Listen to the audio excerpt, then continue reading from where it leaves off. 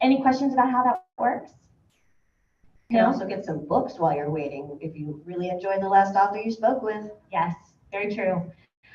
So when the time is up at that table, we're going to play some music, and the authors will have 1 minute to move to their next table, and then we'll start the process all over again. So there will be 6 rounds total. Got it? Okay. So I'm going to give the authors just a minute to go to their first table. Authors, you do have a nice chair with a reserved sign at each table, so if you can find those.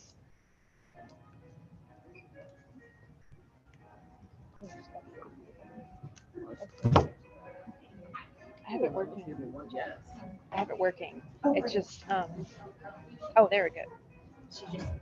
Oh, it's delayed. Okay. I know what's going on. There we go. All right. On your marks, authors, get set, go. All right, y'all. So my name is Rosanne Brown. I'm the author of A Song of Race and Ruin and A Psalm of Storms and Silence. That is the book right there with the 2 teams there. Quick pitch on the series. I like to describe it as if you take Game of Thrones but set it in ancient Africa, and the main characters are basically Aladdin and Jasmine if they have to kill each other. Because basically, 2 characters, there's a princess named Karina and a refugee named Malik. So when Malik's younger sister is kidnapped by a vengeful spirit, he strikes a deal with the spirit that to win his sister's freedom, he must kill the crown princess, Karina. So he enters a competition to win her hand in marriage so he gets closer to kill her. However, he does not know that Karina's mother, the queen, just been assassinated. And she discovered a spell where if she sacrifices the heart of the king, then she can bring her mom back to life. However, there is no king. Her dad's dead and she's unmarried. So she set up this whole marriage competition so that whoever she marries becomes king of the country. Then she's going to murk him and then use him to bring her mom back to life.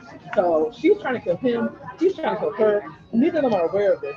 And the book is about how the plot goes off the rails when they meet each other and they're like, oh, wait. You're kind of nice, yeah, you're kind of cute, hang on.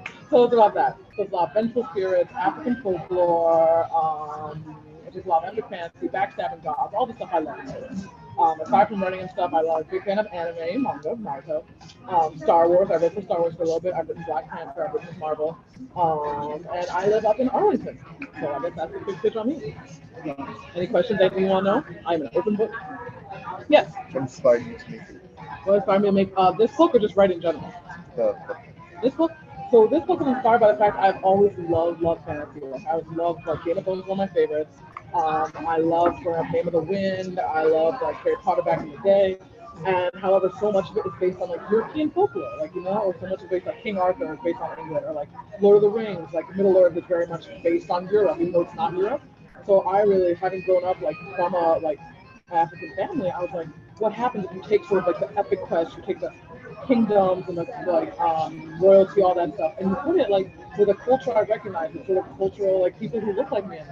So I really wanted, that was my idea. I wanted to have a book that felt as epic and big as Lord of the Rings and all of those. So was based on a culture I understood and a culture I knew. Thank you. Good question. So what's the hardest part of writing?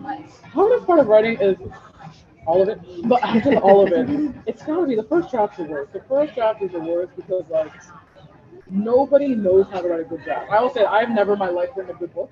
I have revised a bunch of great books. Because I think I'm a better editor. I can turn a bad draft into a good draft. I can't write a good draft. If you haven't already, switch to attendee Q&A. I think that's what we're doing. Yeah. And so, yeah, I really use your team. So the first draft score one is me at the computer going, I hate this. This is horrible. Is it too late to delete my name and change and then move from the country? And then the second draft, oh, this is not so bad. Let me just move some stuff around. Let me edit. So yeah, so the first draft's the worst. Starting a book's horrible, and it makes me just want to rethink my entire life. Is it better than the finish it? Oh yeah, finishing's the best part. It's really a high. You know how people talk about mountain climbers and marathon runners, where I hate running, I hate climbing. But you get to the top or you get to the finish line and just that feeling. There's nothing like it. The feeling when you type the end is the best feeling in the world, and that it keep on coming back. It makes it worth it. It makes it worth it. If you make a bad draft, you're doing a good job. Yeah, exactly. I think one way another author I really put it was the first draft is you're putting sand in the sandbox, and then the second draft after you're actually making the castle, right? So you're just putting the pieces into play, you're putting it in. But dumping sand in the sandbox is not fun. No one wakes up wow. real excited to jump sand in the sandbox today. Like, no. But you can't make sandcastles until you got the sand, basically. Do you have a favorite like African folklore character that you? I mean, the big one, everyone tends to know this one if you know anything like that. Hopefully, you've probably heard of Anansi. Anansi is sort of the trickster, like god spirit. That's a real good one. Just kind of like very much like y'all know Loki, because like the Marvel Loki, like the trickster. Basically, like Anansi is the Ghanaian version of Loki. Like just it's always outsmarting everyone, always. And I really like that. Like so many hero figures, like we see people like Hercules and all that, because they're so strong, so powerful. But Anansi, he always has to like he's based on a spider. A spider is not a very big, strong animal, so he always has to think his way out of the problem. And so I really like those myths, like really the idea like you're up against a leopard or the elephant or something that's just so much bigger than you, how you get out of it, and like how you really use your brain to get out of it. Yeah, I remember in American Gods. I don't know if you saw that show. I didn't watch all of it, but the character that portrayed Anansi, I liked him a lot. Yeah. No, he's a really good character, and I think Rick represents. All right, it's time for signatures. All right, I guess that how about yeah, let's just pass it all in here. I just want to make sure I have the right person.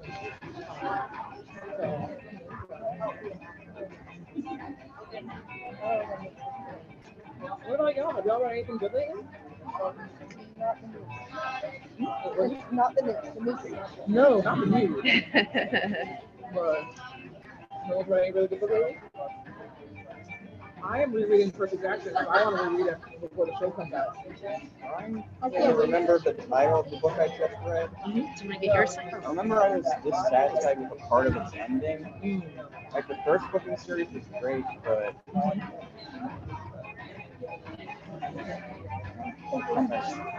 isn't that the worst thing? Like you're reading a book, you're feeling like I'm feeling this, yeah, and then the ending's just like, where's that? Well, that's 5 hours and I'll get back. Yeah.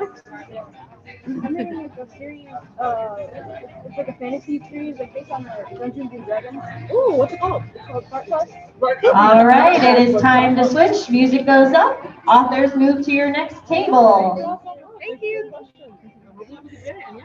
Please enjoy all the stuff. You don't want to be the only person standing here.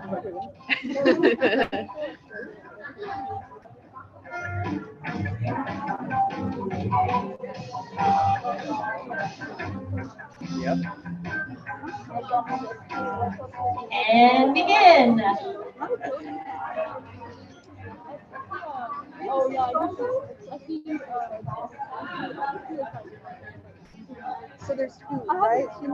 Yeah, if we don't have an author, you can go ahead and get some snacks.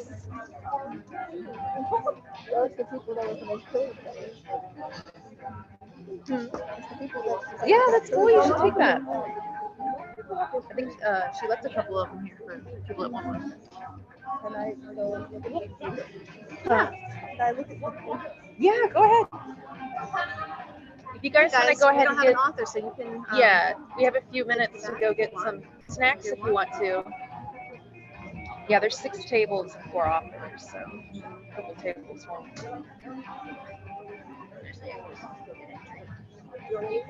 Would you grab me a water, please? Thank you. I will get something in a second. Thanks. I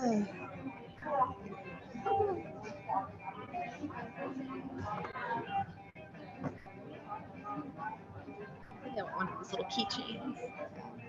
I don't got one for his brother like I said.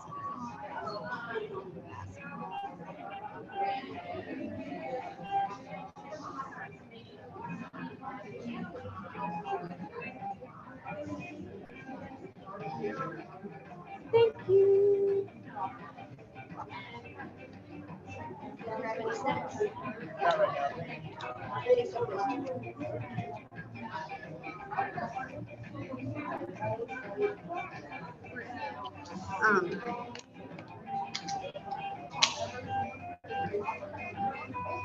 Were any of the kids at this table, the judges, or they just get sitting? No, I think all the judges are sitting at the table right over there. The young lady in the white shirt is Sienna, and then just to her right is Audrey, and to her left is Holly in the blue shirt or blue dress. They are 3 of the 7 judges that were able to make it today. Yeah.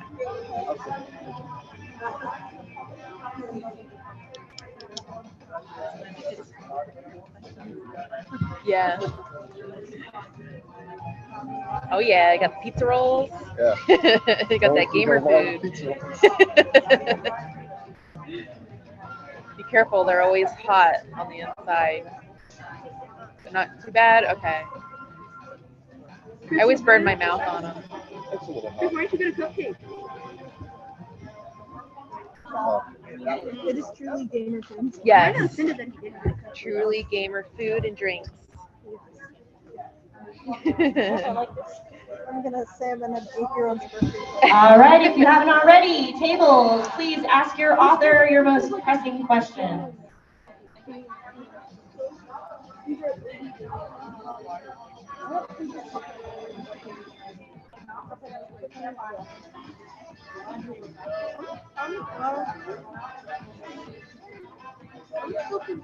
I like the sticker you chose.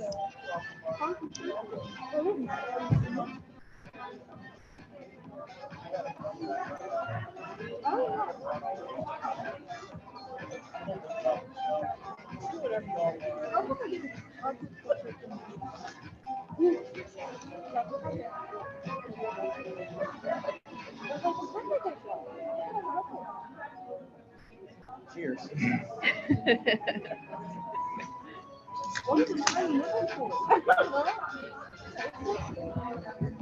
I have no idea.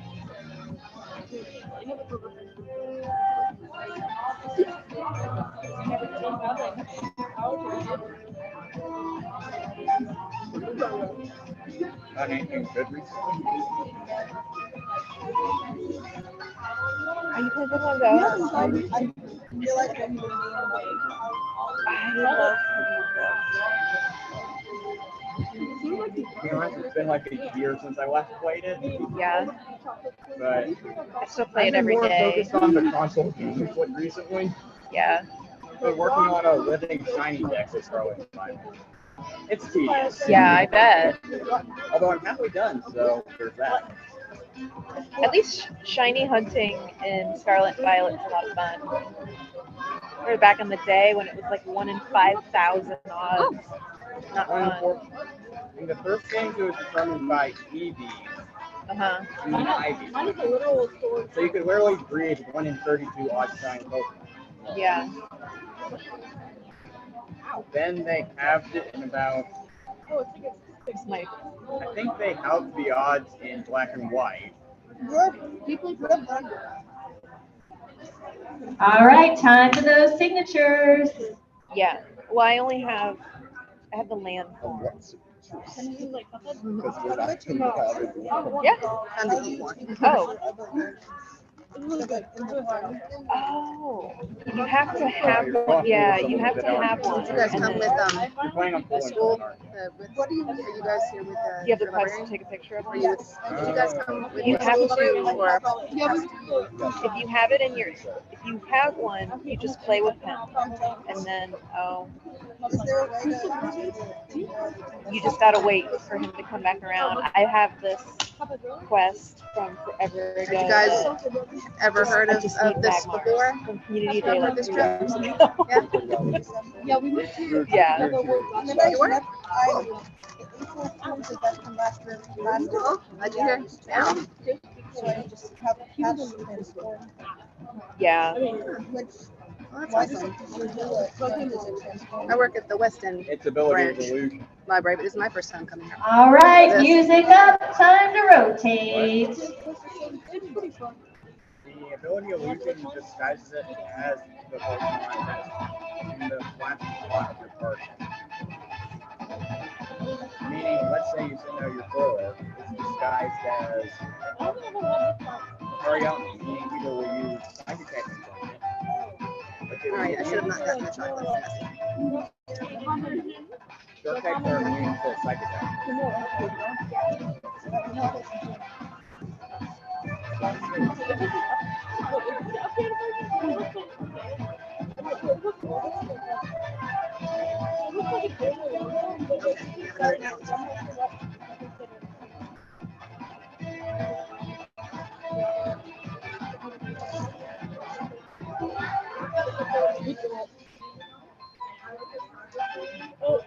Green greens. The beans.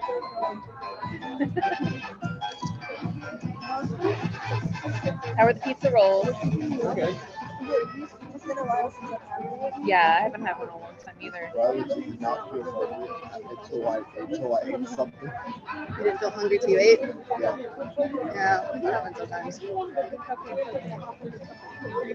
Like once I eat, I got so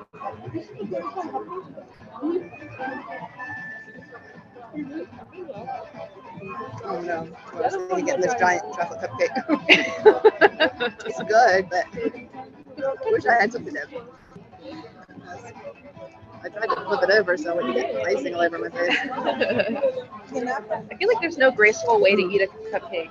Right. Well, there you go. Unless you, Right here. How would a graceful way to eat a cupcake even be? Fork and knife? I guess, yeah, that's the only way you can really like gracefully eat one. What I usually do is I peel off the bottom and eat it, and then it's like bite size, so I can actually take a bite without getting in my nose the frosting. Yeah, well, I'll demonstrate in a moment. I'll go get one. Oh no. Doritos. Oh, don't tell me. You go to a mega evolve in Pokemon Go? Yeah.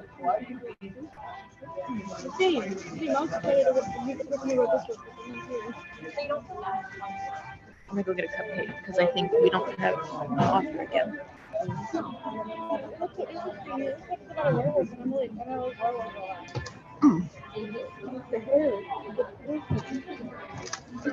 Yeah, perfect. Have you seen the Pokemon Roaring Moon before? It's one of the newer Pokemon. Basically, it's Mega Salamence, except without Mega Evolution. To me, it looks like either Homie Chris or Trudy McNudy. Are they the wrong, like, they don't know the frogs and frogs? Dodge Camry? Yeah, that's the person who made frogs and frogs. Is it Dodge Camry a car from? A Toyota Camry. Good. What are other Toyota brands? You want different Toyotas? Corolla? Okay, Dodge Corolla. That was the next. You're combining the different make and model. Yeah, make and model. I always forget. Yeah, the make is like Toyota, Honda, Dodge. The model is the specific.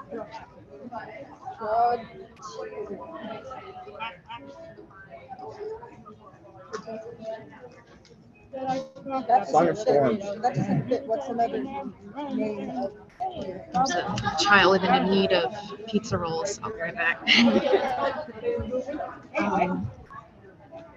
don't know, Toyota. I think this is probably one of my favorite themes from Legend of Zelda. No, I mean, if it looks like library. I used to have a shirt that said "Make it rain" with the Song of Storms. I don't know where that wound up. Huh? How'd you get that? What happened to my Song of Storms shirt? Oh, you outgrew it. All right, if you haven't I already, still have it. I was attendees, like, please if ask we your do like authors a any craft, questions like you a may bag have. or a pillow or something, you might want to use it.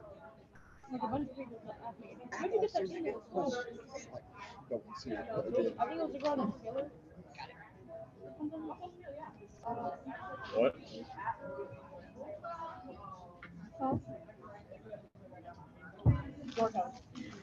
All right. Which one? I think we're getting next. I think we'll get one next. Probably. No. I'm trying. I remember my friend was like, she used to like say like she would used to correct people and get angry when people said Pokemon instead of Pokemon. So Pokemon. It's the accent that makes it Pokemon. It's telling me my Minecraft too.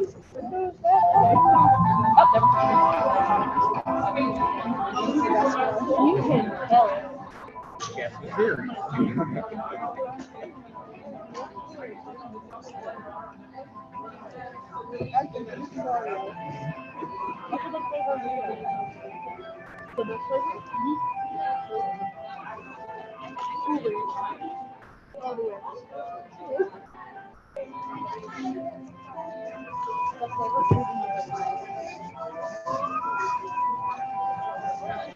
Well, I noticed in the size these are. Like they're so uneven size. Oh, like the race, like the relation to the characters and relation to each other. You mean? No, like pixels that are like uneven amount of size. Oh, some of the pixels are like bigger here and they're a little smaller there. I hadn't noticed that. Yeah. That Well, you're way, right. I can rock the dust. And this like at first I thought this was a person who just passed out from exhaustion. There? And like we're like, oh, is that a dog?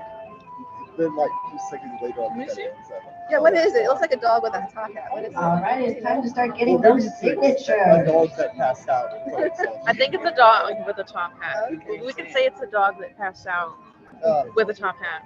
This looks like an off-brand Pokemon for the person. Yeah, it's not Oregon. Yeah, Nintendo is very Sue happy, so we had to. Yeah. We didn't want to get in trouble for copyright. Yeah, I would try to make it loose and somewhat similar. Because like at this point you can't even tell what this is. You can't even tell what this is.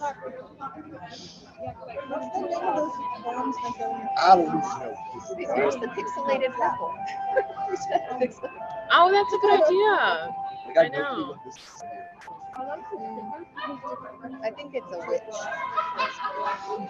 with a backpack on the same color as the pink cat. Maybe.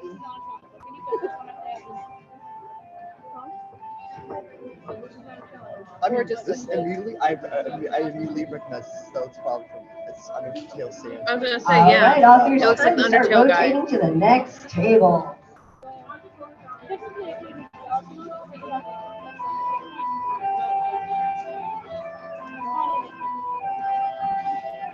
And I don't know what this is. It's like this is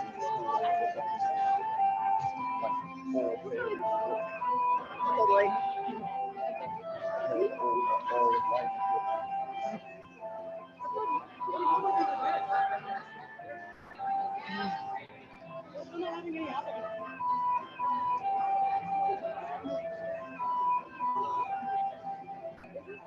should have this one now, right? This next one Yeah, is we about should to happen. have somebody.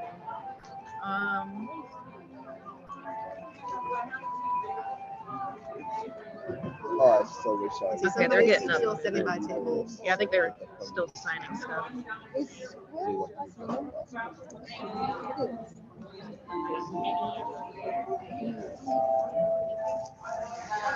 Is that the author trying to figure out where she's going?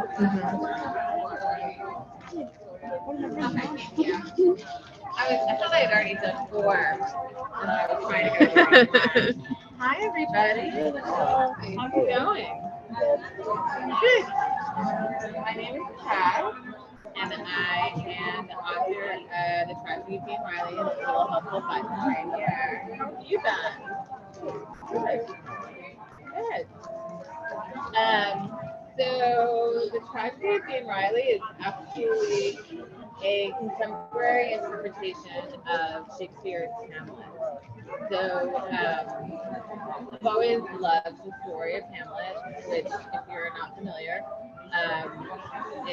starts out where Hamlet has just come home. He's been away at university. His father has died. His father, the king, has died, and his uncle has stepped in, taken over the crown, has made himself king, and has married Hamlet's mother. So Hamlet's got all kinds of feelings, of course, the loss of his father, the betrayal of his, from his perspective, his mother betraying his father's memory, his uncle usurping his crown. And but one of the things I didn't know before I really started studying Hamlet was that while Shakespeare wrote Hamlet down, right, about 400 years ago, he wrote it during right around 1600. What I didn't know before I started doing the research was that Hamlet was actually a story and a play that had been around for many hundreds of years before Shakespeare ever wrote it down.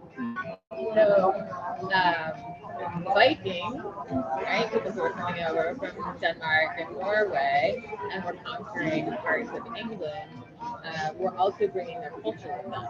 And one of the, a big part of that culture was the story of Hamlet, the Danish prince. And so Hamlet has been performed all throughout Europe for many hundreds of years before Shakespeare ever wrote it down. There was earlier written forms of it from like the 12th and 13th century.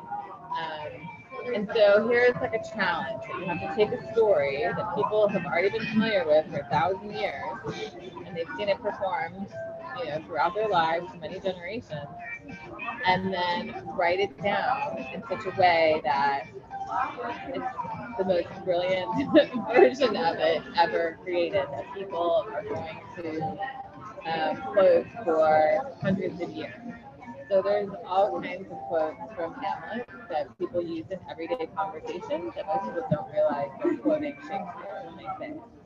And of course, the most famous one is "To Be or Not to Be," which most people have heard that.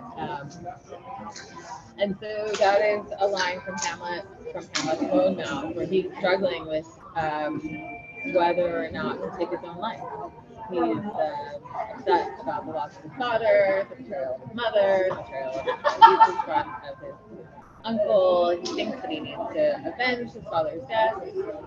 And so, but all the while, like, he's struggling internally with depression and being upset with his situation in life. And so he's like trying to make some kind of logical argument for whether or not he should. All right, start asking those authors your burning questions. I thought it would be a huge challenge to try to turn that story into a contemporary young adult novel. And it took me about 3 years, but I did it. Yeah. What's that? The comedy part? It is, so interestingly enough, I originally wanted to call this book a comedy of depression, and the publisher wouldn't let me because they thought I was being insensitive, even though I myself have struggled with depression my whole life. And when someone who has previously struggled with depression reads this book, they say it was hilarious. Somebody who's never struggled with depression who reads this book, they're like, so it's all about perspective, So right? read this book is what you said. What's that? So read this book. Yeah, precisely. But I mean, I think that if you've ever been kind of down in the well and looking at the world from that perspective, you can kind of see humor in Dane's perspective. But for someone who maybe hasn't experienced that, so they don't have they're not empathetic, or because if you suffer from depression, people are like, oh, just look on the bright side, cheer up, like, and it's really irritating because obviously it's if you could just snap out of it, you would, right? So anyway, it's and I usually say it's Hamlet without the murders, because there's a lot of murders in the original Hamlet, but this doesn't have any murders. It's more kind of what's going on internally in Jane Riley's head. What would you say the hardest part of writing this book? I think that, so this was my 4th book, and when I wrote my first book, I wasn't writing for an audience necessarily because I had never published anything before. I didn't know if I was going to. So I wasn't thinking about an audience when I was writing. But now, because I've published several books, every time I write, I've got this kind of nagging feeling that... Time to get those signatures. Right? You can't show all of yourself, and you can't give yourself away because that's scary. People are going to see you, they're going to know you, they're going to know your feelings. And so having that constantly in the back of your mind when you're trying to create I mean, it's made me kind of shy away from the idea of publishing. So I've had to start having like one project that I write that's just for me that nobody else is going to see, and then maybe like a more public project.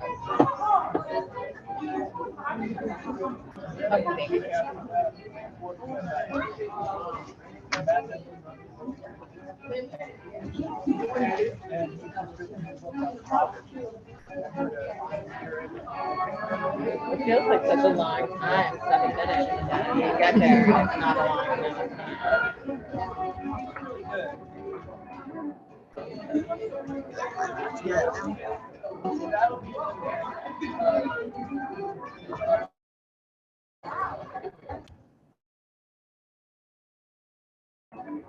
Others, time for musical tables.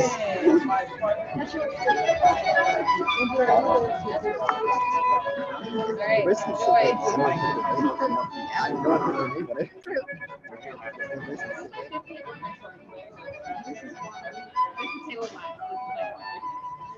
Thank you.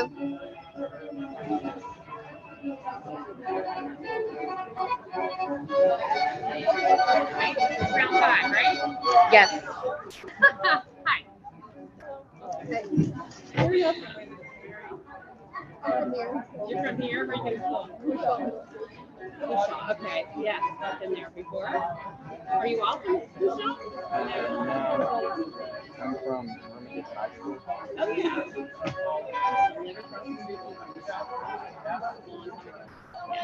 I am Judy Pike. I wrote King White. And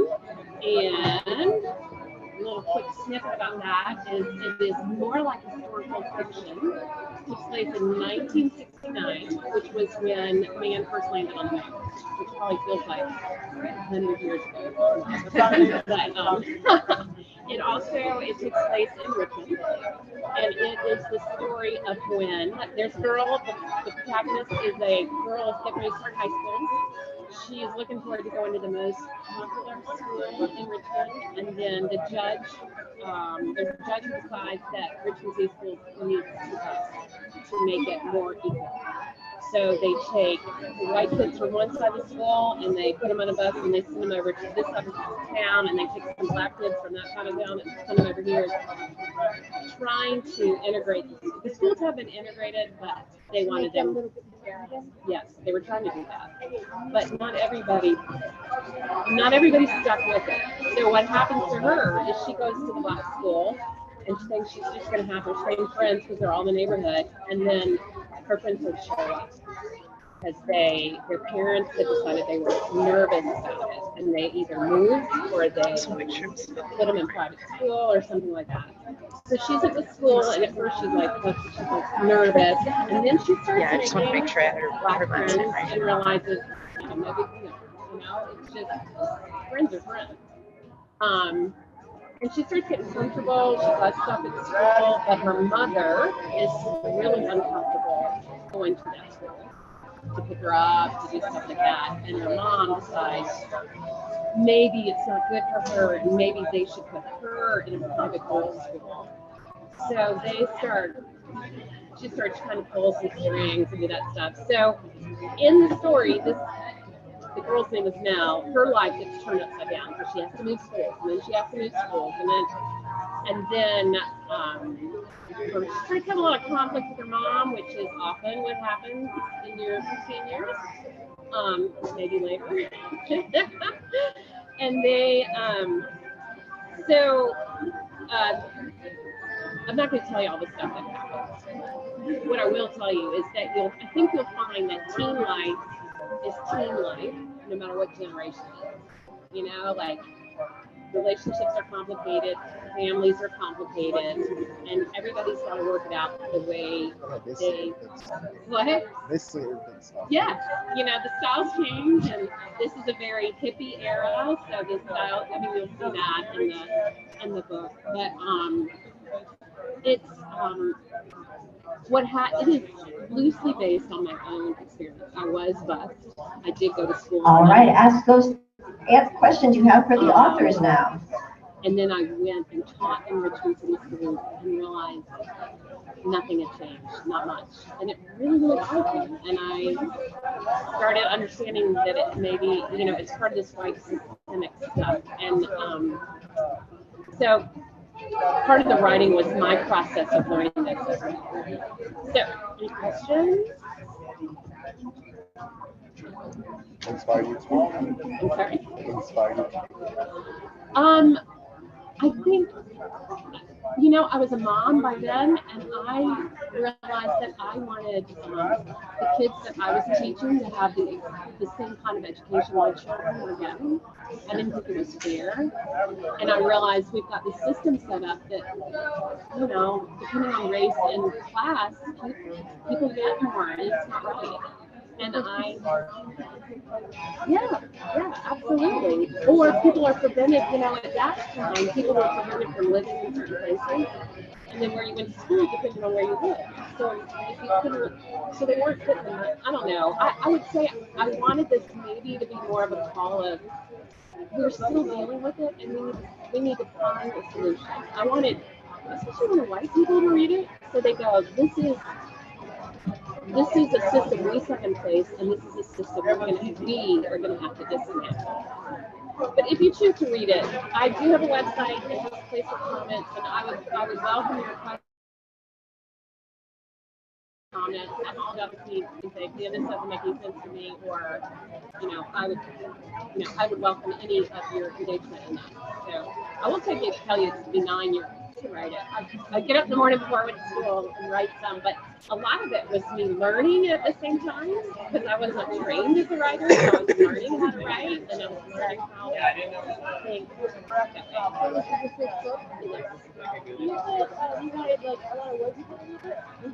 All right, signature time, friends. Hey, white girl, because in the beginning, the black kids make fun of the girl, and they call her, hey, white girl. And then by the end, they become friends, and then when they leave at graduation, it's like, take care of yourself, white girl. I mean, it goes from a teasing thing to a term of endearment. So that's where the title comes from.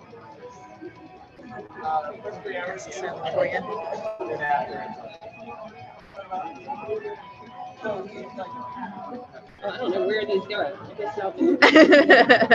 You take care of it. Yeah.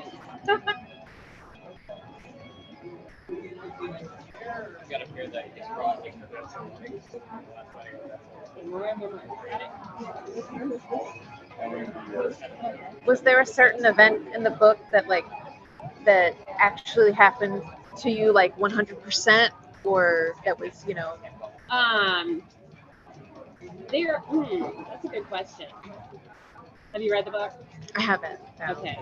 All right, authors, time to get to that last I have to be table. cautious around my siblings when I answer. There are a lot of similarities. I don't know. There's not one exactly the same. Okay. Plus, I realized when I started to write stuff like that, there are people that may be affected, so I had to. That's true. Yeah. It a little bit. Mm-hmm. So, yeah. You know, and some of them are not my experiences; they're friends, you know, things I know. Yeah. Yeah. Thanks. Thank you.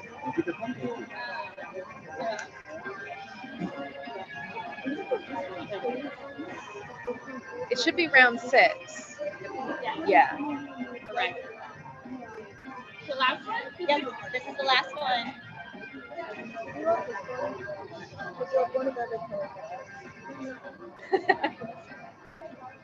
Collecting them. Do you want the green one? So you have the whole collection? 30 seconds to get to your next table, authors. Now I have the whole collection. There you go. Gotta catch them all.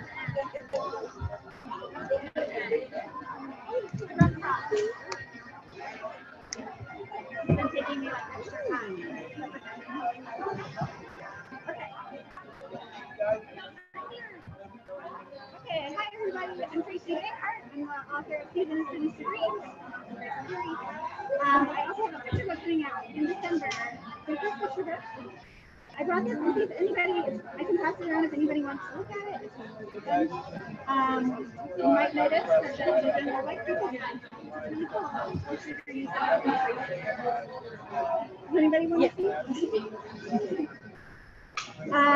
So A Season of Sinister Dreams is a fantasy that's set in a sort of magical fantasy world where one of the main characters, Ezra, doesn't have any magic.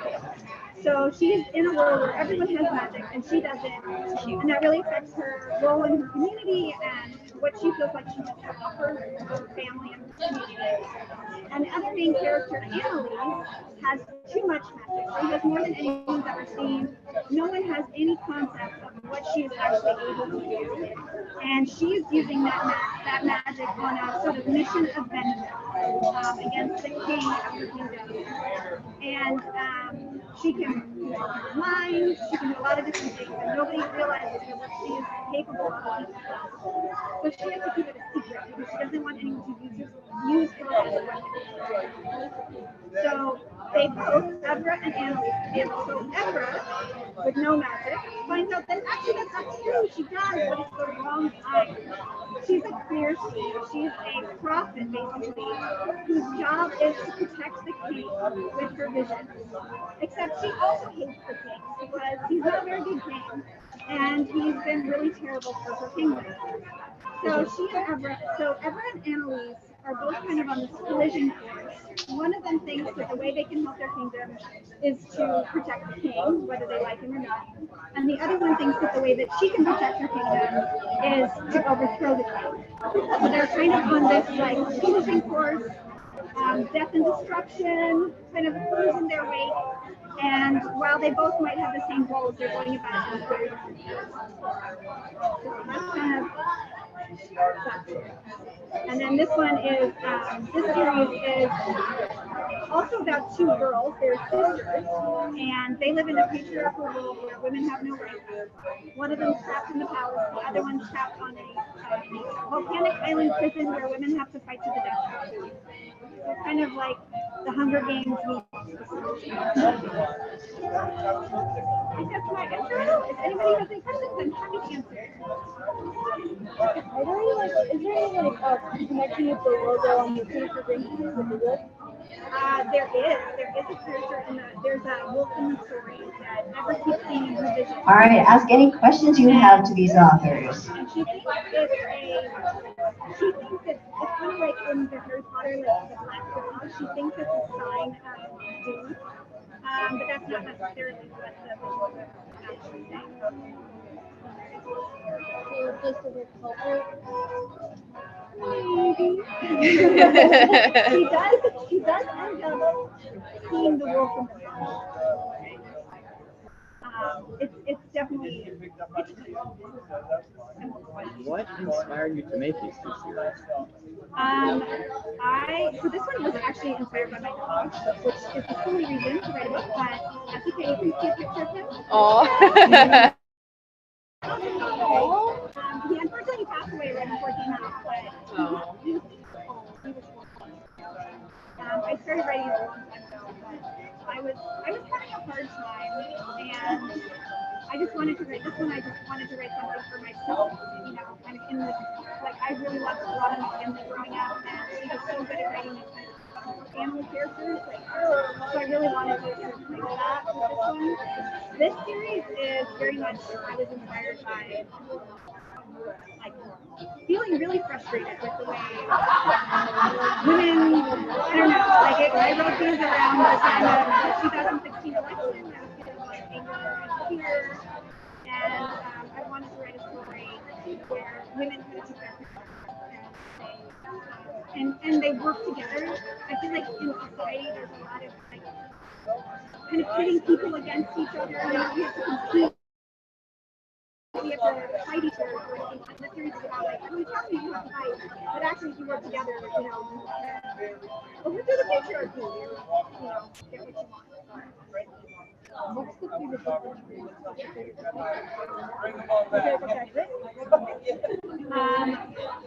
All right, signatures. It's not, I don't have a contract yet for it, so I can't promise that it'll ever see the light of day, but it's about an author with debilitating writer's block who ends up in the world of novel and she is taken on. Oh, that sounds cool. So I will hope. Hopefully in a year or two you'll hear about that one, but I love it. I'm sure, I think that kind of theme has been done before for sure, but I think there's like a theme part, it's like people end up in a book. So I just always thought that was really fun to like end up in the, you know, because they create a whole world, like what would it be like to live in it? So, yeah. live in this structure. Yeah. But you know, it's fun. be cool when you do it. Yes. Unless your favorite book is like the 100. Then definitely don't. My favorite book is like based on a game, so that would be good. Like a 1930s game. Oh, my son is like super into Zelda. He's very common. He would love to listen to that. If he could be linked, he would be like. All right, everyone. Thank you so much, authors, for doing this. We're going to do a raffle real quick before we get to the break and refreshments. Did you guys have fun with that? Yes. Can we give all of our authors a gigantic round of applause?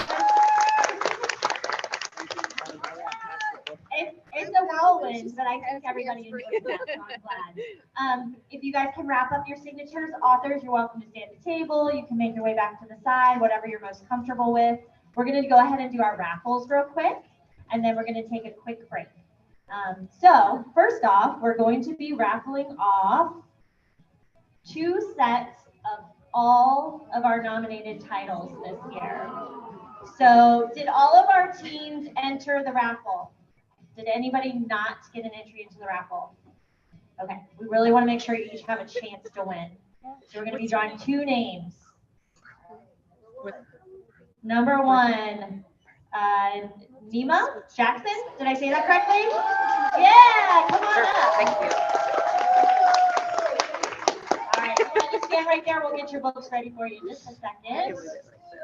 Number 2, Savion Taylor. All right. You want to come over here, stand next to your books? We'll get them ready for you in just a second. Congratulations to you both. Now we are going to draw for our educator raffle. All the educators that are here. Do we have any educators online, Nicole? No? Okay. So all the educators that are here are raffled off to win a visit from our winning author. So we'll be announcing who that is later. You can wait with high anticipation. Our winning educator this year is Monica McQueen. Yeah! From George Smith High School. So come on up. We'll do a quick photo off of all our winners, and then I have a surprise for everyone. So everybody hang tight for 2 seconds. All right, I'm sure you all have noticed the cool book art on your tables, right? Yes. Everybody check under your seats. If you've got a character under your seat, you get to take that art home with you. There's also authors, 3 more up here that you get to take home. We've got a raffle for the authors to get some too. It's not under mine, is it? You get to take that art. Oh no, it is. All right, the first author that gets one of these books up here is Who sat here first? You sat here first, right? He did? Yeah. Okay. So it's yours. Choice, my friend. Because you sat in this chair first, and I stole it from you. Hopefully you won't like become addicted. All right, next author getting a book art, Judith Weiss. I made sure I didn't sit in that chair. I forgot about it when I. All right, last but certainly not least, we have Roseanne Brown.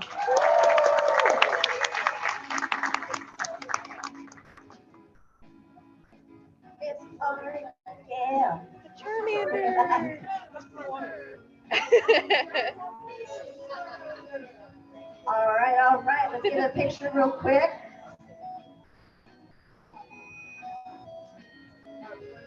Yep, we're gonna get a good picture, and then we're gonna have another special announcement.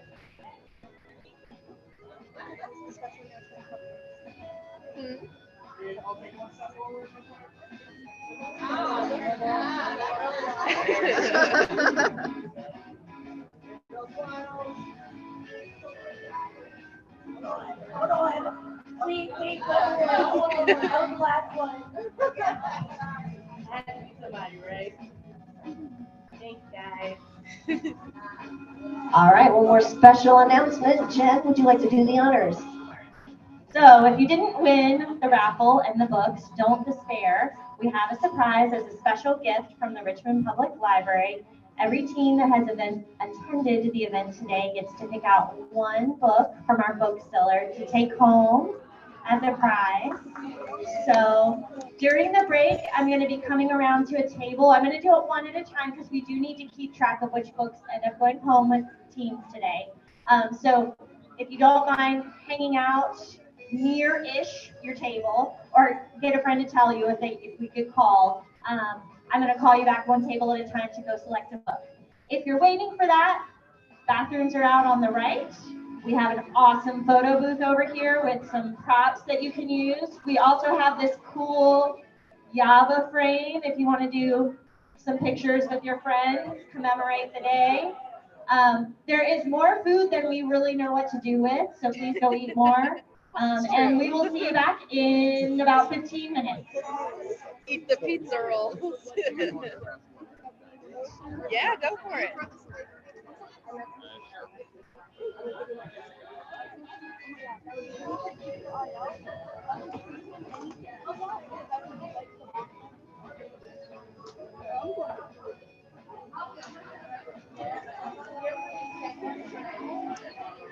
All right, if you're at table 6, you guys get to go first. You guys can make your way back to our bookseller table and select a book to go home. Every team gets one. Every team gets one. That's cool. I didn't know that they were going to do that. Yeah. Okay.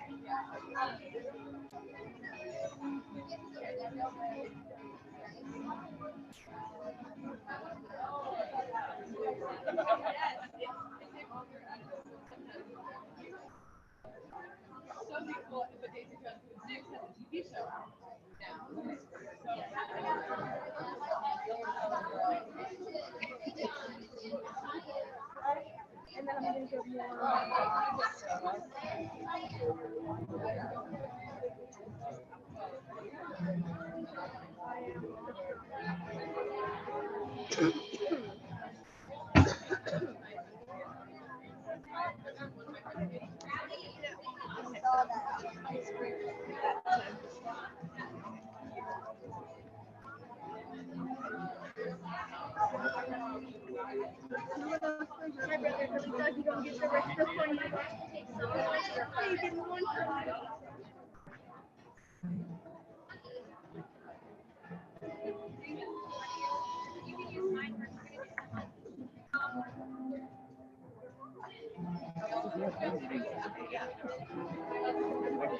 If you were sitting at table 5, you may come back and select a book. Well, to know. Would that have sealed your deal? You would have given him an answer about food? Yes. Yes. If you knew there was food? Oh, I'm the same way. I just want food.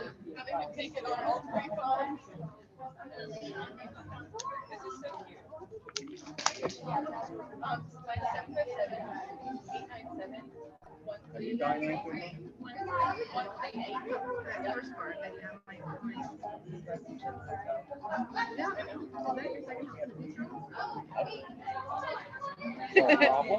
If you're sitting at table 4, you may come back and select a book.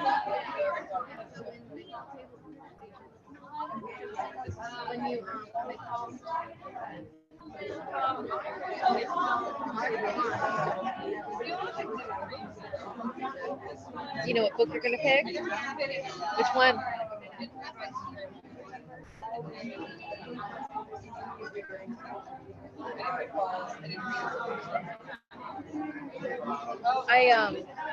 So Kat, she actually worked at Broad Rock for a few months as a temp, and so I worked with her. She's really cool. So I think that's a good choice. Table 4, please make your way back to the BBGB table. Hey Chris, what's up? You don't listen to me. I say, give me that one. Uh-oh, someone trying to steal your Pokeball?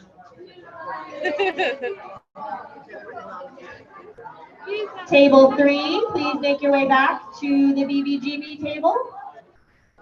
putting these down. This is for the end. If you guys will scan and give your opinion so we can get like teen opinions, grown-up adult opinions, that type of stuff, okay? But at the end. Hopefully you're having fun.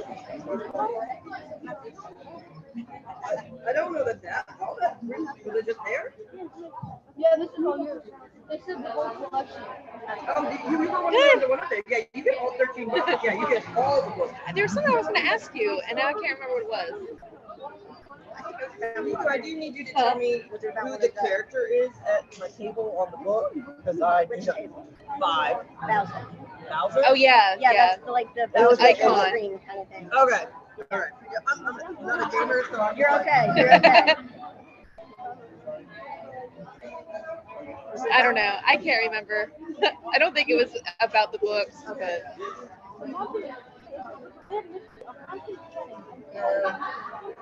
What is this?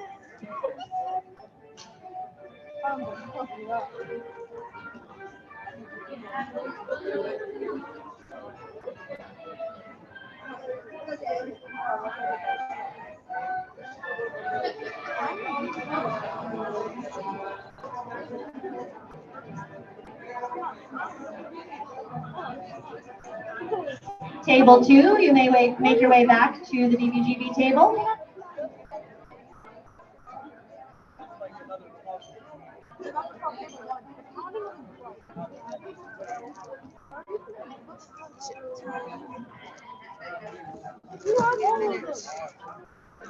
Really gonna use some chips.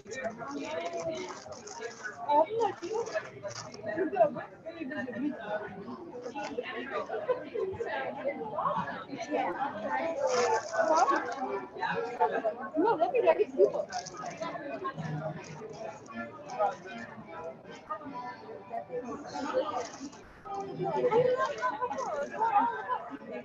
Yeah, more of season of things for you. I want the what they keep.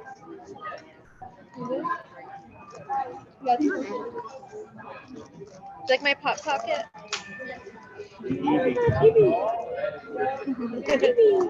I love Pokemon. They got Noibat, and a Mimikyu, and a Noibat, and then I got Skitty.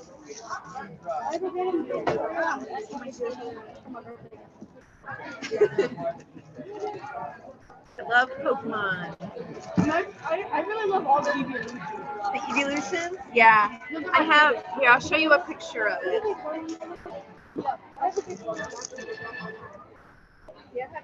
Table 1, you may make your way back to the BBGB table and select a book. Yeah, it's right here. Yeah, they just called table 1. You guys can go to the table and get your choices.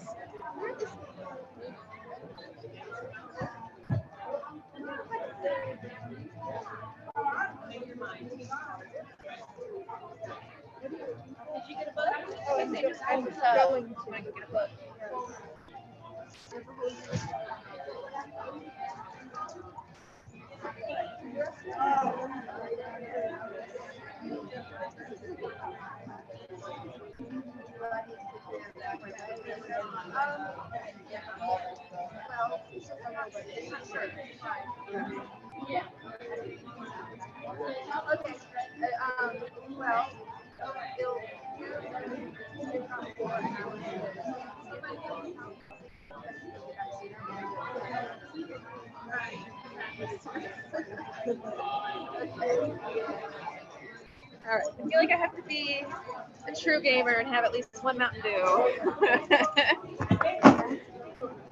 Otherwise, why am I even here? But I didn't try to figure out, oh my god, there it is. Like, I was like, oh, I'm gonna find a place to put my my little thing so it doesn't get wrinkled. Because this is like a last minute bag choice running out of the library trying to not get wet. I didn't know Adam's friend was meeting us at the library and we were gonna drive together, so like making space and Yeah. all this stuff. So anyway, doing this and somehow convinced you I like lost everything completely. So I don't really want to have this trash. For some reason. Oh.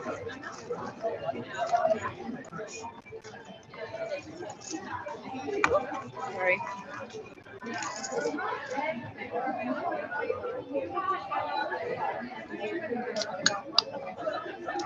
All right, I'm putting the keys in the front pocket. So that's good. That's good. I don't have any more room to carry though. Oh. All right, we have about 2 more minutes before we're all going to come back together. We will have opportunities for signatures in books at the end of the event, so don't fret about that. This is a different one. Yeah, this is the book that often did not. What did everybody choose? Here's this author. This is What'd you choose? I chose. He thought he was picking one from one of the authors, but he got the wrong one. Oh. Well, Oh, good. Okay. Yeah. Did you get the pins for that? I think she brought over some pins. well, this will probably be good too, Adam. It's a dark fantasy novel. This sounds very interesting. But can you Huh? carry It on? just sounded very interesting. Yeah, yeah. It's fantasy. I love fantasy. Yeah, I like that.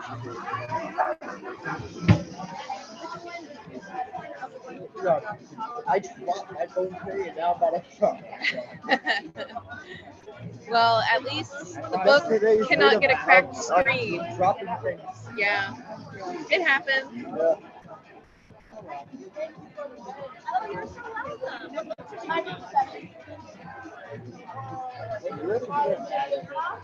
Yeah. You don't know yet. You read it. Yeah, I don't know about this. Yeah, okay, this is not good. Yeah, I don't think it's gonna fit. Let's just probably won't shut. It's supposed to not shut, Chris. Yeah, I know. You came last year too? But when it shuts, they sort of make it supposed to get better. You ain't got no brain cells. They're not. Are you two related? Brother and sister. Yeah.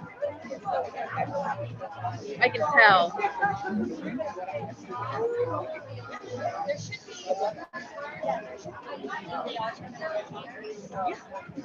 Oh, you know what? I take that back. Someone else. Okay. It's okay. I didn't realize that's what that was.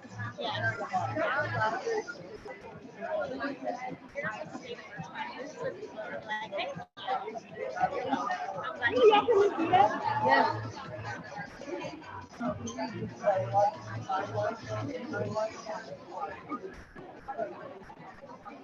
All right, friends. If I could get your attention, please. I have the honor of giving out all the thank yous today, after which my lovely co-host is going to talk about the certificate and the award. Who won this year? I know, we all want to find out, right? So our first thank you is Dominion Energy. They helped fund part of this presentation. The Richmond Public Library Foundation, Friends of Richmond Public Library, BBDB Books, back in the back. All right, thank you so much. And our YAVA committee.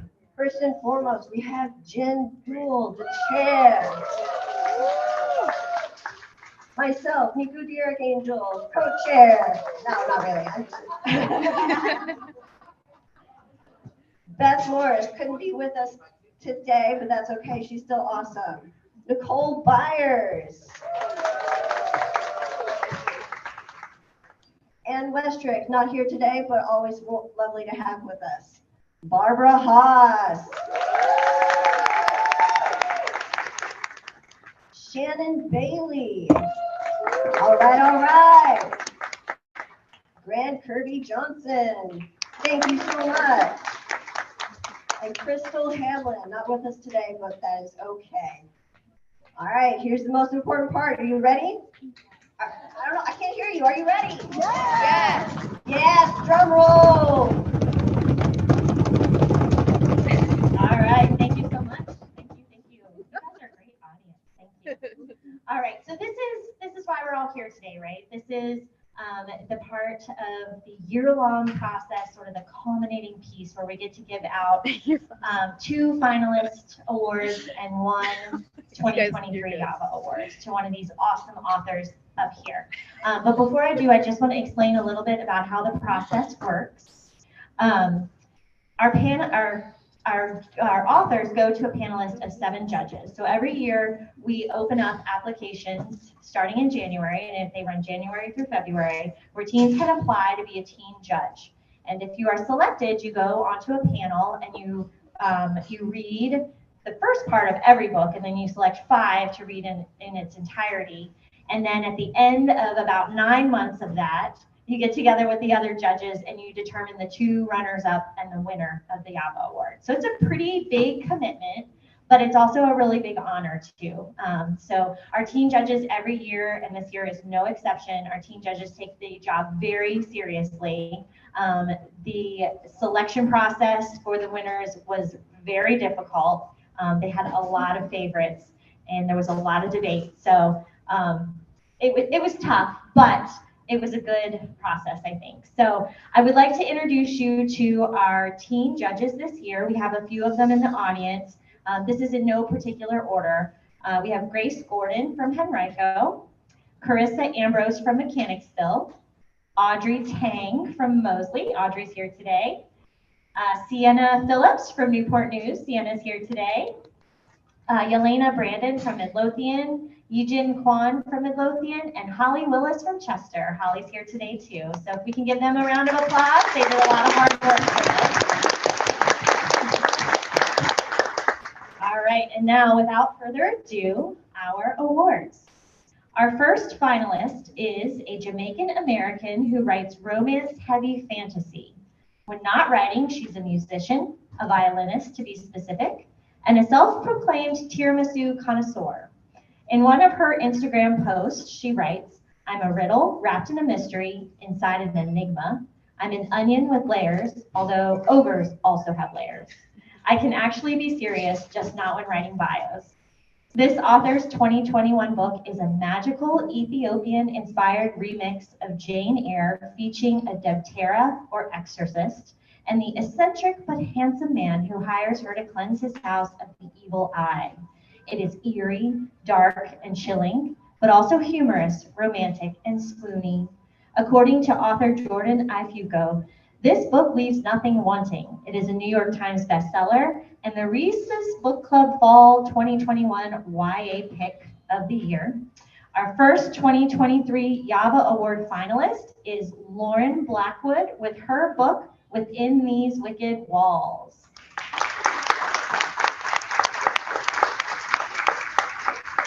And unfortunately, Lauren was actually at another festival today. She wasn't able to be here, but she's going to get this lovely certificate here when we are able to get in touch with her. All right. Our next finalist is, sorry.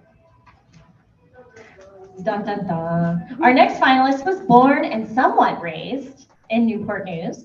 Prior to becoming a professional writer, she was a school counselor.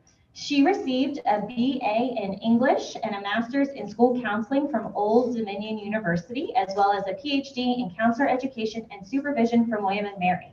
She also holds an MFA in creative writing from Fairleigh Dickinson University. That is a lot of education. Good for her.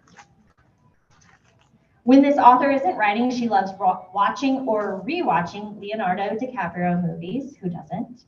Spending time with her 2 children and pretending to enjoy exercise. Me too. This author's 2021 book centers around an all too familiar topic. It is about a teen who must take up the search for his sister when she goes missing from a neighborhood where Black girls' disappearances are too often overlooked. It received the 2022 Odyssey Award for Excellence in Audiobook Production for Young Adults, the Golden Kite Award for Young Adult Literature by the Society of Children's Book Writers and Illustrators, and the NAACP Image Award for Outstanding Literary Work. Our second finalist for the 2023 YAVA Award is Pamela M. N. Harris and her book, When You Look Like Us.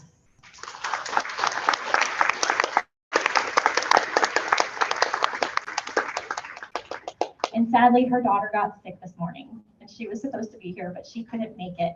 But she is super thrilled that she's a finalist. All right, and now for the big award. This author is currently a professor at the University of Virginia. She received her BA in English from James Madison University in 2010 and acquired her MFA in poetry from Emerson College in 2012. She also taught English composition, English literature, and poetry composition at James Madison University, Strayer University, I paused, and Northern Virginia Community College. She is the former media assistant at the Furious Flower Poetry Center, where she worked putting together programs and readings to honor African-American poets and writers, including Maya Angelou, Toni Morrison, and Nikki Giovanni. Pretty cool. This author is also a poet herself. Her poetry has appeared in various literary magazines, including Plowshares, Provincetown Arts, Dempy, and The Rumpus, just to name a few. In addition to poetry, she writes middle grade and young adult fiction. Originally from everywhere, this author was born in Heidelberg, Germany, and spent the first 18 years of her life living in several different states. She moved to the Charlottesville area in 2018 and loves calling Albemarle County home. She also low-key practices hoodoo and high-key devours books, 150 or more a year. Keep her well-fed. In her spare time, she enjoys pretending it is Halloween every day, organizing her crystals, watching K-dramas, and accidentally scrolling through TikTok for 3 hours at a time. Does anybody else do that? No. She believes in ghosts, and she also believes in you. Her 2021 novel in verse is this author's debut novel. It is a story of identity, grief, first love, and the ways that our memories and our roots steer us through the universe. It is both heartbreaking and uplifting, emotionally beautiful, and provides the most epic plot twist with an equally satisfying ending. Before I announce it, I'd like to read a few things that our team judges had to say about this book.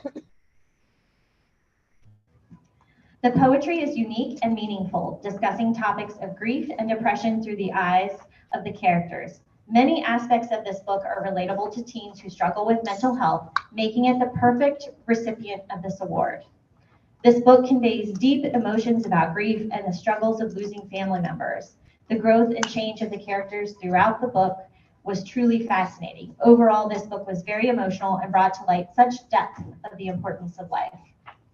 I feel as though this book should be the winner of the YAVA Award because it made me feel so connected to the story in a way that I hadn't felt with a book in a while. It is uniquely written in verse, and the writing is so incredibly beautiful. The story is easy to understand and captures the reading from the beginning. Also, I think it did the best job of totally appealing to a young adult audience. The winner of the 2023, and Nico is going to hold up our award. The 2023 Young Adult Virginia Author Award is Amber McBride and her book, Me Ma.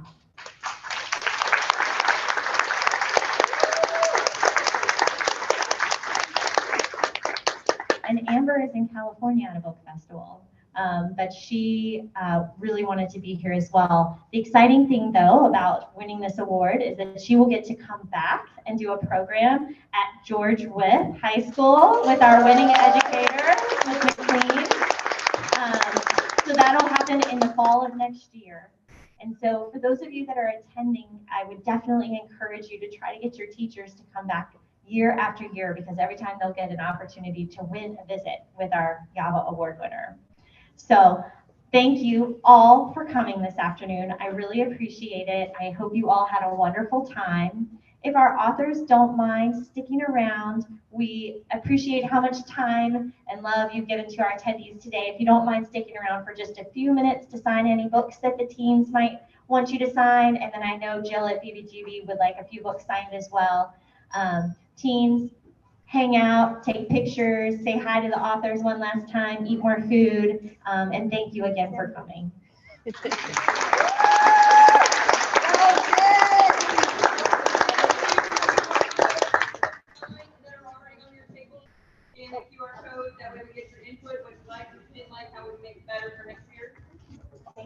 Thank you for reminding me, Shannon. Yes, there's a QR code with a survey if you don't mind. Just a few minutes of your time. Thanks.